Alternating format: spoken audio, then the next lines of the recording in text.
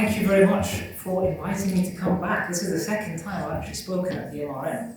Who was here in 2019? Just two of you. Oh, three of you. Four of you. Okay, four of you. Not too bad, not too bad. No, I love this conference because of the interdisciplinarity we get in this conference. Right? We get people talking about linguistics, we get people talking about healthcare, engineering, all sorts of things. So I'm going to be talking to you about digital twins in healthcare. And hopefully by the end of this you'll have an idea of what a digital twin is. Before that, I'll tell you a little bit about myself and where I'm based and what, my background, how I reached here. So I'm based up here in Liverpool, which is up there in the northwest. It's a lovely city. If any of you have been, is anyone here from Liverpool? No, Manchester. Oh, Manchester's lovely.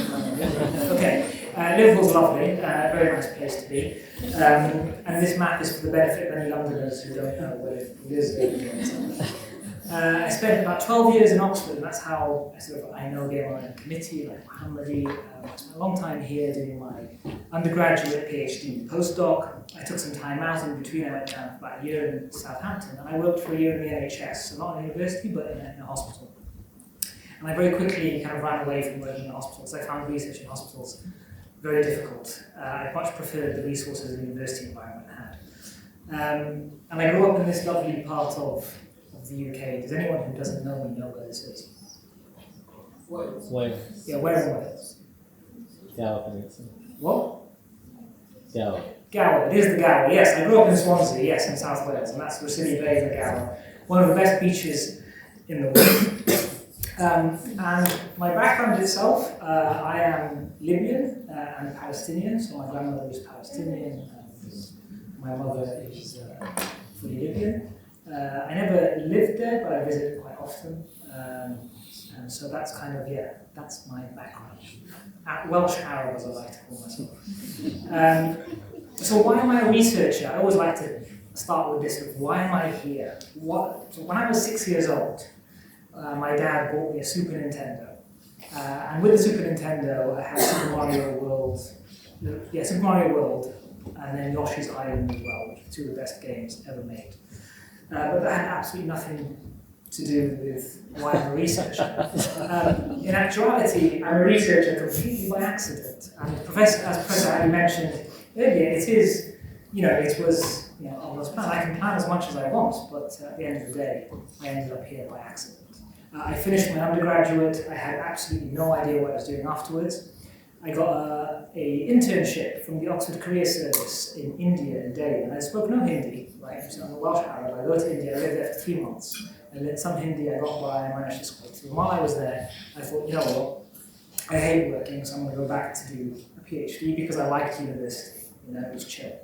So I went back and I did my PhD, and during my PhD I was like, I hate research. I absolutely hated research during my PhD. And I got to about the end, about third year of my PhD, I was like, no, I don't want to do research. And then the PhD came to an end, and I'm about to finish my thesis. My supervisor was like, well, there's a postdoc doing a research job down in Southampton if you want to go work down there. And I was like, yeah, okay, I'll make some money for a year and figure out what I'm going to do. Went to Southampton. Then somebody else came to me and said, oh, there's a position in Oxford if you want to come work in Oxford for a bit. And I was like, yeah, I actually prefer Oxford to Southampton. So I got that job to move back, purely just to move back to Oxford. So I came back to Oxford. And then COVID hit. And COVID hit, I was engaged to be married at the time. And my wife was not British. I had 1 year left on my postdoc. So you've all heard of spousal visas. You need a job to bring your significant other to this country. So I needed a job. And so I looked in the job adverts, and there's a job in Liverpool in data science, a lecturer in data science. Now, I'll show you what I do. It's not quite data science, but I emailed the professor or the head of department, and I said, I don't do what you're asking for in this job advert. This is what I do. And they said, okay, let's talk. So we had a chat. They were like, yeah, you can apply if you want to, and I applied and I got the job. So, moral of the story is, even if the job advert has nothing to do with what you do, it might be worth emailing the person. So, I'm going to talk about digital twins in healthcare. Before I start, does anyone know, this is a Muslim research network, so I assume half of you in here are doctors. That is a joke, didn't go down very well. It's a true story actually. In 2008, when I matriculated I was at Keble College, and during Freshers Week, you know how you kind of chat to each other and get to know each other. And there was a girl, and she said to me, "Oh, so what do you study?" And I said, "Oh, I'm starting to study engineering." And she said, "Oh, typical." And I said, "What do you mean typical?" And she said, "Oh, well, you know, you Asians, you either study engineering or medicine." So I'm putting it back here. Hopefully Oxford has moved on since then. So does anyone know what's wrong with modern medicine? We had a sneak peek from Professor Agnew. Basically, my opinion, what's wrong with modern medicine is that often we're looking at static risks. When someone comes into the hospital, you get a snapshot in time, you're not getting an update in the risk. There's clinical equipoise in treating. I learned this word when I moved to Liverpool, dealing with doctors. It just means they don't know. So there's uncertainty when treating. And prevention is neglected, as was highlighted earlier. So prevention is a big problem. Is I think, the way to fix many of the problems we have, but we completely neglect it in our healthcare system. And this is where I think digital twins can help alleviate some of the issues. So what is a digital twin? I come from engineering, and so in engineering, this is a concept that's born out of engineering, out of heavy manufacturing industry, making planes and cars. And fundamentally, it's just three things. It's you have a real object, you create a model of that object, so a virtual representation of that object, and you have data that passes between them. Okay? And fundamentally, to be a true digital twin, you need to have this feedback loop, where you're measuring something on a patient, you're measuring something on a jet engine, you feed it into your model, which updates the model, and that model feeds it back to the real world thing. Okay? And so you need to have actionable consequences from that twin. And so this is kind of the idea that I've been working on, my group has been working on for the past few years, on how do we build these digital twins in healthcare, right? So how do we take these health records, how do we take this kind of patient monitoring wearables, use the models that we understand, use statistics that we understand, and have actionable outcomes on them that we can then use. Now this is a very, very big thing to challenge. It's a very big topic to challenge. You have to break it down into smaller components. Before that, I wanted to chat about a little bit where this concept comes from. And really, you can trace this back to kind of space exploration in NASA, which I think had the first idea of what a digital twin is. So many of you would have heard of Apollo 13. It was the kind of the space shuttle that kind of blew up as it was coming, well, the oxygen tanks blew up as it was coming back to Earth. And this is where the famous Houston, we have a problem sort of quote comes from. It was this disaster in 1970. And so the Houston, so on the ground team, had to think about how do we get these astronauts back down to Earth. And they built these simulators, these kind of rooms, which the astronauts used to train themselves on how to kind of navigate in space. They went to the simulators, and they took the sensor readings from the spacecraft that was being sent down, they updated their simulations, and they got the backup crew to simulate, okay, what would be the best configuration for them to give them the highest probability of success to come back down to Earth. And that's exactly what they did. And Gene Kranz, the NASA flight director, basically said this is kind of the only real things in the simulation were the crew cockpit and the mission control, and everything else was make-believe, created by a bunch of computers, lots of formulas and skill technicians. And that is that make-believe, but these are these digital twins that we're talking about. And so I think this was the first example of a digital twin of dynamic risk, where space shuttle blows up, update the computational model using the new data, the new sensor data from the space shuttle, and that then told them what to do with the space shuttle to get them back to Earth. And they did come back to Earth and they all survived, based on the simulations that they were able to make. Now, when I talk about digital twins in human populations, really there are kind of two ideas we're thinking of. Think of a digital twin of an individual, so someone, you scan your individual heart, we can then run simulations on your heart. Or we can think of digital twins of populations. This is what I would call virtual populations, and you kind of build these out to try and simulate clinical trials on computers. So those are the two real kind of digital twins that I'll be talking about. Personalized twins, like I was mentioning, with the heart, so you can take sort of MRI scan of somebody's heart, you can segment the left atrium here, and here you can simulate different ablation strategies. So different strategies of burning regions in the heart to stop atrial fibrillation, where the heart kind of beats irregularly. And so this is very much for an individual.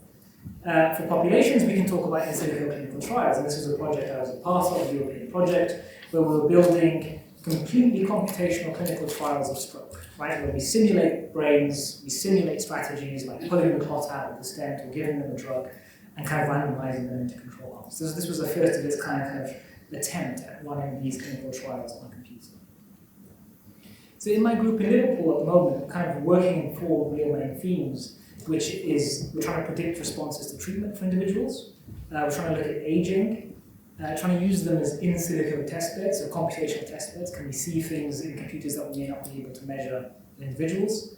And the final thread that's more recent is data-driven virtual populations. So can we use kind of these massive data sets? So you've got 5 million, the Danish data set has, the Danish data bank has about 30 million Danish people. Can we use these massive data sets to create real humans that aren't actually humans, right? So virtual populations based on statistical data. And a lot of my research has been related to the brains, and more recently to the eye, which is effectively an offshoot of the brain. So in terms of response to treatment, this is one of the projects we're working on the eye. You get all these nice images you can take from the back of the eye. It's very non-invasive, it's very easy to do, and you can get down to microvascular details. So we can see the smallest vessels in people's eyes. So we start with this sort of data from which we can segment and take out the main vessels. And this is the pipeline we set up, where up here you've got these are our virtual populations. These are completely fake scans, okay? But they're based on reality. So we're creating virtual patients in which we validate against real-world data. So we can show that they accurately represent the blood flow in an individual, they accurately represent the kind of geometric properties we see in an individual. And so then we can create as many fake eyes as we want, synthetic eyes as we want, right? So here we can make 200, you can make 500, you can make 1,000, whatever you want, and then start testing them within clinical trials.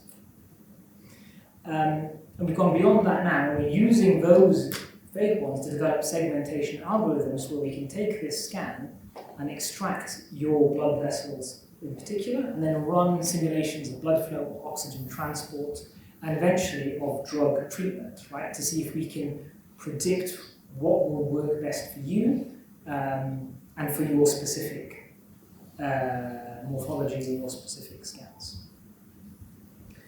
In terms of aging, I mentioned the stroke project we were part of, so you can see at the bottom here the output of our project was to kind of, we simulated stroke. And this was kind of the simulation where we could look at the region of the dead tissue in the brain post-stroke. And we can validate that against real-world data. So up here, someone had a very similar stroke, very large stroke. You can see it kind of qualitatively matches up fairly well with a pretty similar volume of brain tissue that we infarcted. We're linking the brain to the eye, so we can now make changes in the brain, so pressure changes that may occur in the brain. Can we see that through the eye, right? Can we start to develop ideas or hypotheses as to what's going on in the brain through your eye? And if we can we then develop tools to measure it in the real world, to give us a better understanding of diseases in the brain that are quite difficult to get to because of the skull in between. So things like vascular dementia, or kind of raised intracranial pressure. And the final sort of project we're developing is these data-driven digital twins in collaboration, as I was saying, with the Danish registry, where we're kind of developing massive populations of synthetic twins, of synthetic people, longitudinally in time. So looking at kind of longitudinal data sets, time series data sets, and what effectively can we enroll these people into clinical trials on a computer. But this is just starting out, so it's early days. And so that's what we're kind of working on in my group in Liverpool. But actually this field of digital twins is much larger than just what I do, right? And there's a lot of projects out there, and these are just some examples of the specific cause of digital twins. People are working on heart-related diseases. You've got brains like ischemic and hemorrhagic strokes. You've got things to do with psychiatric disorders, so people trying to develop a virtual brain twin, and so forth. Right? A lot of it focuses on the heart, because traditionally that's been the easiest organ to model and image. But now sort of groups are developing far more interesting twins as we're kind of building towards eventually the golden grail, which is the ability to develop full-body digital twins of individuals. And as I mentioned, these multi-organ twins, so this is another project we're part of here, the Health Virtual Twins for Personalized Stroke Management, where we're combining cardiovascular, cerebrovascular, and musculoskeletal twins for individuals. You've got people who combine cardiac, autonomic, and renal twins. So there's all sorts of things going on in this field. And what I find really interesting is these neurological digital twins, where people are looking at trying to develop computational models of psychiatric disorders, Alzheimer's, Parkinson's, schizophrenia. Now, that's a very complex problem. Mohammed knows far more about the brain than I do. But for me, sort of how do we twin the brain, right? If we're able to understand the neuronal firing of memory or intelligence, right, can we then develop a twin of somebody's individual memory? Would that be possible? I don't know. You can ask Mohammed later, he'll tell you that. So what's next for digital twins? Well, to answer that, I need to go back to the origin of digital twins, which, as I mentioned, was this kind of NASA-based simulation. And this was a twin which adapted to things that went wrong. And so much of what we do clinically is adapting to things that go wrong. Already the disease has happened, already something's gone wrong, they go to the hospital. And all the computational models we're developing are doing the same thing, right? So this is trying to treat atrial fibrillation. This one is trying to look at intracranial aneurysms, right? So putting coils in intracranial aneurysms. This one is looking at stroke and removing clots. And that's the project I was talking about, the stroke project, removing clots computationally using modeling. And this one's looking at trauma surgery, right? So putting in screws and bolts and all that sort of thing. But again, these are all simulations of things that have gone wrong. And as was mentioned earlier, prevention actually is the ideal thing. So when I was an engineering undergrad, I had this poster up on my wall. And this was the engineering flowchart, right? This is what engineers do. If it moves, does it move? No, and should it? No, then you're great. But if it needs to move, then spray some grease on it and you'll be okay. And if it moves, yes, and should it move, yes, that's good. And if it doesn't, put some tape on it. And really, it's this kind of problem solving of engineers, right? Like this is fundamentally what it boils down to. And that's what we're doing with our digital twins. And that's what we're doing with all this reactionary healthcare. Is we're just slapping kind of remedial plasters on it. Right? And instead of the plaster being actual plaster, it's a computational model. Right? And we're putting this computational model wrapper over it and saying, okay, yeah, the disease has happened, let's try to figure it out and help with the disease. And that's not really what we should be doing. We should really be thinking about them in terms of prevention. And industry, if you go back to industry and sort of my background in engineering, that's exactly how industry thinks of digital twins. If you pick out some key words from here, you look at performance improvement, they're looking at design customization, predictive maintenance, right? So predicting when someone's going to go bad and making sure they don't go bad. And optimizing designs, things like that, right? It's all about making sure it doesn't go wrong, as opposed to fixing it when it does go wrong. And that's effectively, I think, the next level of where we're going. And I was really happy to see Professor Ali's talk when he was talking about prevention being the next kind of frontier of medicine and really what we're trying to do. And that's exactly what we're trying to push now in the computational modeling front of things, is to move towards preventative twins, which combine wearables, which combine patient records, towards this kind of goal of developing a feedback loop between a computational model and the individual within a twin setting. Now, I do question whether we need healthcare records. Is that the right type of data to kind of predict whether someone's going to go wrong? Because usually the health data is when someone's already unwell and they're in the hospital, so something's already gone wrong. But I do feel the infrastructure behind wearables and the improvement of sensor technology will play a big role in developing these models.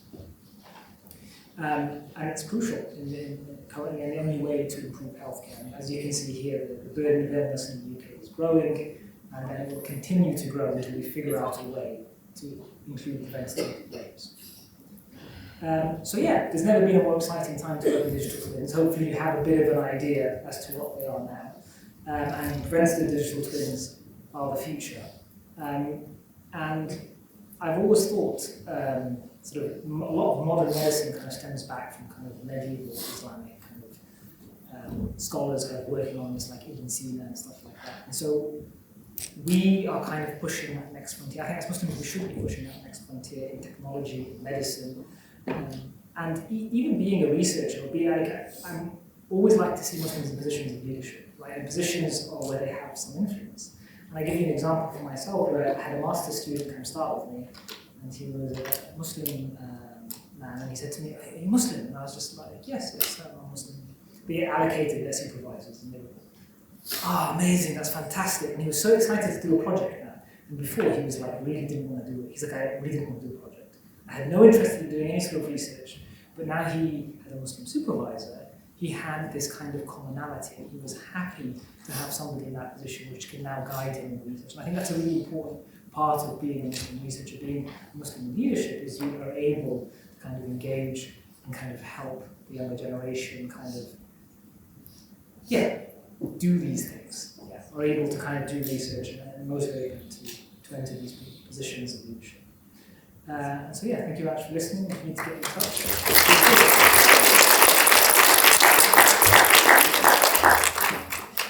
Thank you, Dr. Wahbi. We have time for one or two questions before we head to break, inshallah.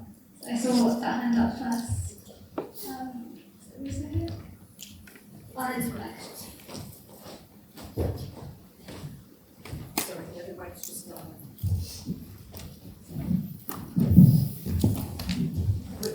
You have that one, sir? Thank you so much, Dr. Wahbi, for that amazing presentation. This is actually a very interesting topic.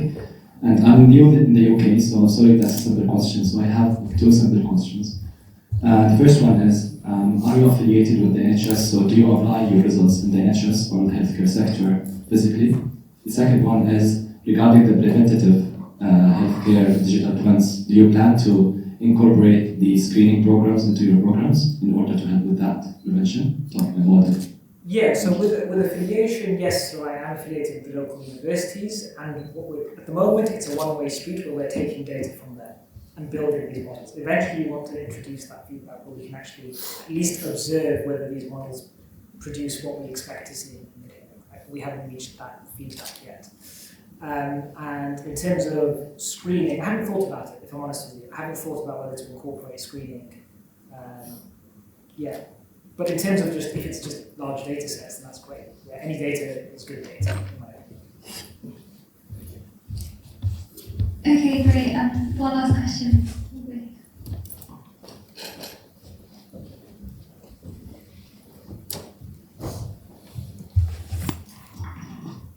Assalamu alaikum, thank you so much. That was really interesting. My question is just around how you think about the potential biases within clinical trials that use virtual populations. I'm just thinking about traditional clinical trials and biases and the lack of representation of different ethnic populations, and how is that impacted by virtual populations? Yeah, it's a really good question, actually. I think that's one of the kind of benefits of having, I mean, obviously these are all models, they're all approximations of reality, and we can't use these to replace clinical trials fully. But one of the benefits of these is that, it's models I can introduce to diversity as I see fit. Right? And these are really good for kind of rare diseases where you may not have that many, not able to recruit as many people into a trial to power the trial effectively. So I think if anything, an in silico trial or computational trial will be less biased than the real world trial. Because if we have at least some data from ethnic populations, something, we can introduce those populations in greater numbers to the computational trial. And so I think it will kind of improve diversity and equity within kind of subpopulations or groups of individuals with disease. Great, thank you so much. Now we will take our longer break, inshallah, for Maghrib, and reconvene at 20 to 5. So any of the schedule says 4:30, but instead we'll reconvene at 20 to 5, inshallah. And we'll have our final talk by Sami Hamdi. So thank you again, Dr. Wahbi.